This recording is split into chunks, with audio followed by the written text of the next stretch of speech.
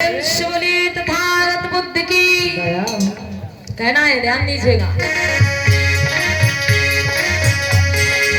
स्वर्ग में क्या क्या साधन मिलेंगे ये तो बतलाने वाले अनेक। इस धरती पे कैसे जिए हम। स्वर्ग की बात तो सब करते हैं कि स्वर्ग में क्या क्या मिलेगा, कैसे रहोगे, क्या सुख मिलेंगे, लेकिन इस धरती पे कैसे जीना है, इस धरती पे तुमको सुख कैसे मिलेगा, ये बताने वाला नहीं है कोई। कहना है इस धरती पे कैसे जिए हम, कोई बतलाने वाला नहीं है।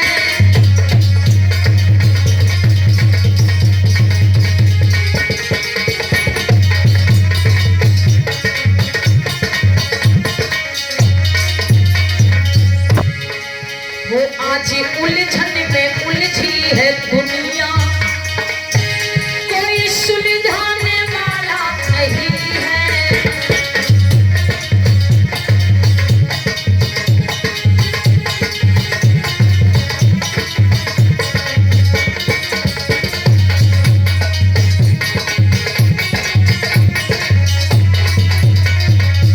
और कहना है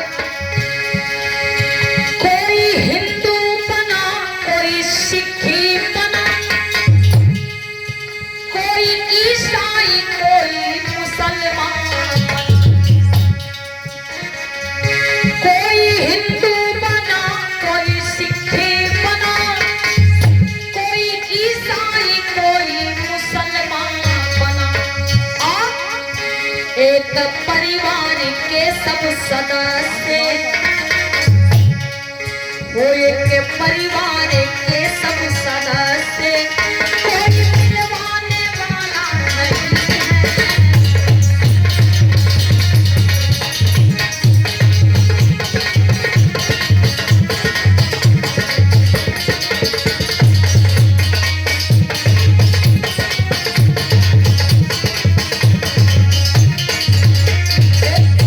प्रेम से बोलिए भगवान बुद्ध की। आप लोग भैया जोरदार आवाज में बोला करें सभी लोग, तभी तो हमें लगेगा कि जाग रहे हैं आप लोग। अम्मा बहनों जाग रही हो सब लोग। अच्छा, इस गांव में का इतनी अम्मा बहनें रहती है का? इस गांव में आप लोगों की संख्या कम है क्या? अच्छा, ये लोग भी गांव के नहीं है, मतलब इस गांव में इतने लोग भी नहीं रहते क्या? माताएं बहने, बाहर से कितने लोग आए दूसरे गांव से? अच्छा, वो गांव के नहीं है। अच्छा, ये बात है।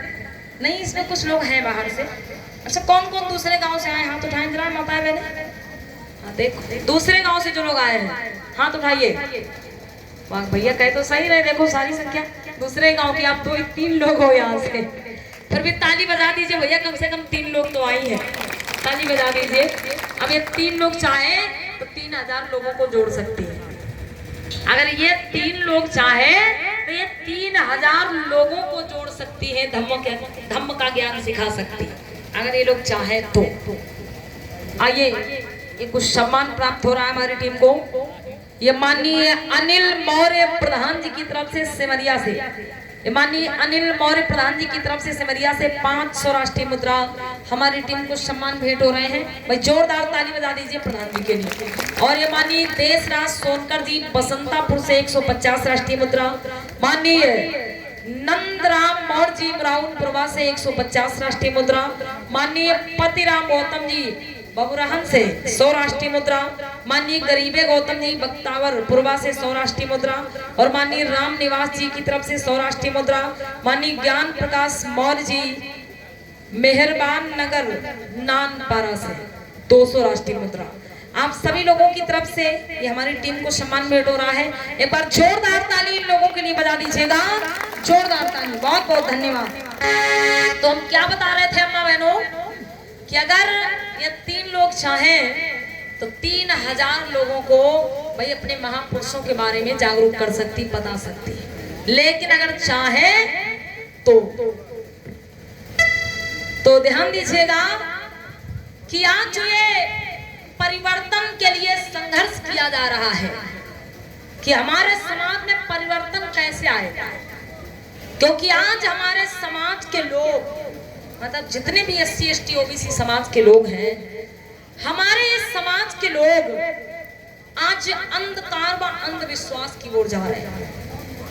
हमारा समाज जब अशिक्षित था, देखिए सबसे बड़ा उद्देश्य इस कार्यक्रम का है समाज में जागरूकता लाना, किसी की आत्मा को या किसी के मन को ठेस पहुंचाना नहीं, बल्कि इस कार्यक्रम का उद्देश्य है समाज में जागरूकता लाना कि हम अंधकार अंधविश्वास आडंबर से निकलकर ज्ञान और शिक्षा के मार्ग पर कैसे आगे बढ़ेंगे। आज हमारा समाज जो मूल निवासी समाज है,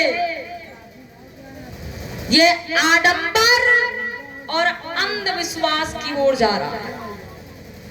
अंधविश्वास का मतलब होता है मेरी माताओं बहनों, जिसके बारे में हमको कोई जानकारी नहीं। अंधविश्वास का मतलब क्या होता है? जिसके बारे में हमको कोई जानकारी नहीं है, लेकिन हम मानते चले जा रहे हैं। और क्यों मानते चले जा रहे हैं? क्योंकि हमारे पुरखा मानते थे। आज जो हम कार्य कर रहे हैं, जितने भी धार्मिक कार्य होते हैं, वो हम किसको देख देख के करते हैं?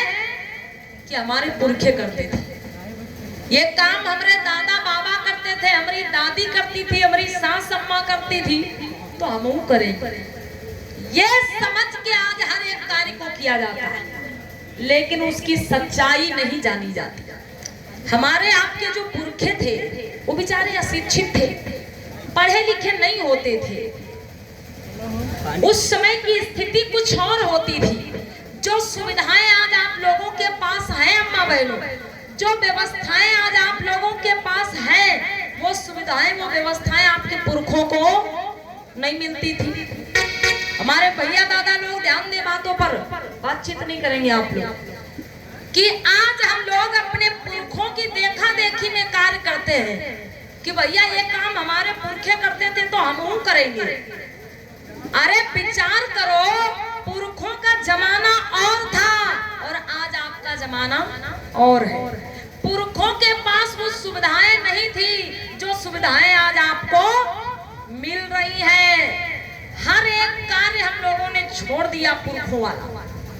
पुरखों वाले हर काम छोड़ दिए, लेकिन जितने पूजा पाठ वाले काम हैं वो नहीं छूटे भैया, वो नहीं छूटे। वो तो कहते हमारे घर की रीत है, ये तो हमारे घर की परंपरा है।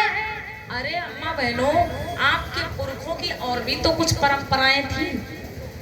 आपके पुरखे कपड़ा कैसा पहनते थे भैया? माताएं बहनें लहंगा उढ़निया पहनती थी, लुग्गा पहनती थी, और हमारे दादा लोग धोती कुर्ता, धोती कुर्ता नहीं मिलता था भैया, लुंगी पहनते थे, फटे पुराने कपड़े पहनते थे। लेकिन जैसे कपड़े हमारे आपके दादा बाबा पहनते थे, क्या हम लोग पहनते वैसे कपड़े? आज नहीं पहनते हैं। तो अगर पुरखों वाली रीत अपना रहे हो भैया, तो फिर सब रीतियां अपनाओ। अगर आप ये कहते हो कि ये काम तो हमारे घर में हुई चली आवा है, ये तो हमारे पुरखन की रीति है, पूजा पाठ वाले कामों में ज्यादा लोग कहते हैं, तो भाई जब पुरखों वाली रीति आप अपना ही रहे हो, तो पुरखों वाली कुछ परंपराएं तोड़ कर रहे हो भैया। जैसा कपड़ा आपके पुरखा पहनते थे वैसा आप भी पहनिए, नहीं पहने, उसको छोड़ दिया। आपके पुरखे काम क्या करते थे अम्मा बहनों? आपके पुरखे काम क्या करते थे?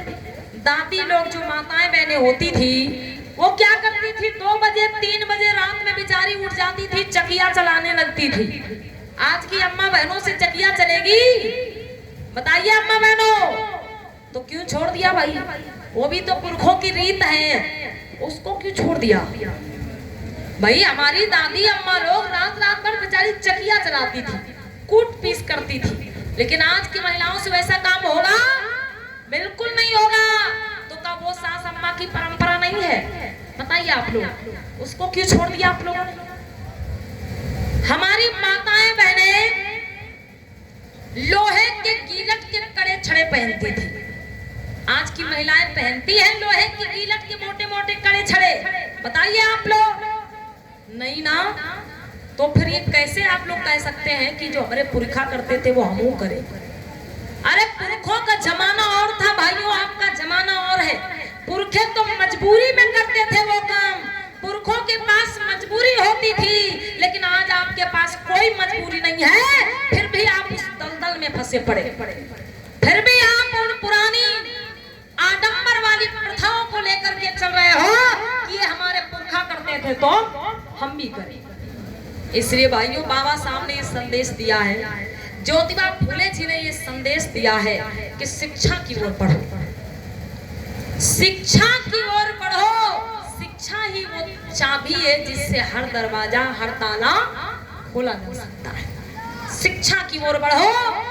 आज हम आपको ये समझाने के लिए आए हैं यहाँ पर मेरे भैया लोगों, मेरी माताओं बहनों, कि जितना पैसा आप पूजा पाठ में खर्च करते हो, जितना पैसा आप ढोंग आडंबर में खर्च करते हो, जितना पैसा आप तीज त्योहारों में खर्च करते हो, आप यही पैसा बचा बचा के अपने बच्चों की शिक्षा दीक्षा पर खर्च करना शुरू कर दीजिए। जितना पैसा आप पूजा पाठ में खर्च करते हैं, वही पैसा बचा बचा के आप अपने बच्चों की शिक्षा पे खर्च करना शुरू कर दीजिए, कल्याण हो जाएगा। फिर किसी के आगे हाथ फैलाने की जरूरत नहीं पड़ेगी, आप खुद ही सक्षम हो जाएंगे। ये संदेश हमारे महापुरुषों का रहा है। हर एक महापुरुष ने अपने अपने समय में आकर इस समाज को खूब जगाने का काम किया, लेकिन आज हमारे समाज के लोग उन महापुरुषों की बातों को नहीं माने, भूल गए, उन महापुरुषों के विचारों पे ध्यान नहीं दिया। यही कारण है ये सक्षम देश, ये सोने की चिड़िया कहा जाने वाला देश आज रोने की चिड़िया जैसा बन गया। आइए, कहना है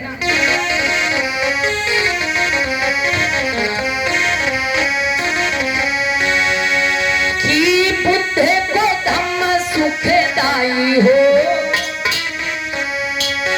वो बुद्ध को धम्म सुखदाई हो, बात माना पीरनवार।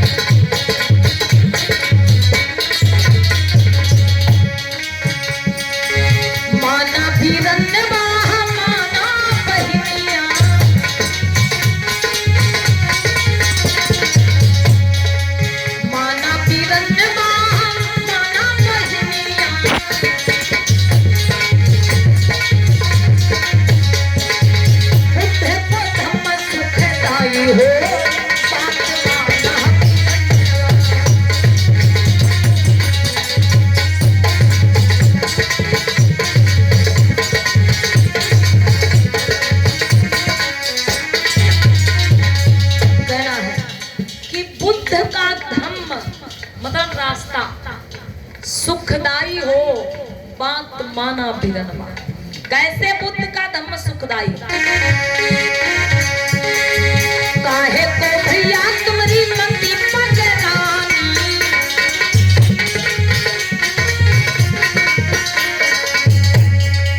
काहे को बहना तुम्हारी मंदी पगरानी,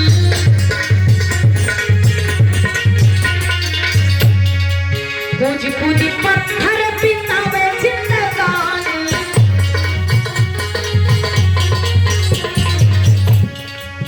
काहे को भैया तुम्हारी मति पगलानी और पूज पूज पाथर बितावे जिंदगानी। ये हम नहीं कह रहे हैं, महान संत कबीर जी ने भी ये कहा है।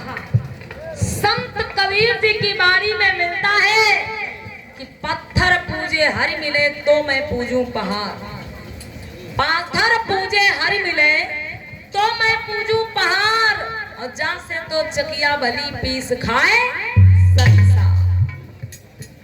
अम्मा बहनों, संत कबीर जी ने क्या कहा? कि पाथर पूजे हरि मिले। अगर छोटा सा पत्थर पूजने से हरि मिलता, ईश्वर मिलता, तो मैं बहुत बड़ा पहाड़ पूजता। भाई छोटा सा पत्थर पूजने से अगर हरि भगवान